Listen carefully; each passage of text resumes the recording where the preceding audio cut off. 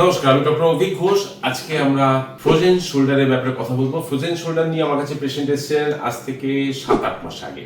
আমরা পেশেন্টকে সারিয়ে তুলেছি, আমরা 5বার ওষুধ দিয়েছিলাম এবং তাতে পেশেন্ট সেরেছে। পেশেন্ট আমার কাছে আসার আগে 1-1.5 বছর ভুগছিলেন, তারপরে আমরা মেডিসিন প্রেসক্রাইব করার পরে হোমিওপ্যাথি ওষুধ দিয়ে জিনিসটাকে কন্ট্রোল করি। আর এই 7 মাসের মধ্যে পেশেন্ট আর দেখাও করেনি এবং আজকে পেশেন্ট হাত তুলে দেখাচ্ছেন যে না, আমার তো তখনই সেরে গেছে আর এখনো পর্যন্ত সেরেই গেছে। আপনাকে একটুখানি বলবো যে আপনি যদি হাতটা তুলে দেখান, যে হাতটা উপরে তুলে দেখান, হয়তো হাতটা নাড়িয়ে দেখান। এই যে দুটো শোল্ডারই ওনার প্রবলেম ছিল, দুটো শোল্ডারই আটকে গেছিল।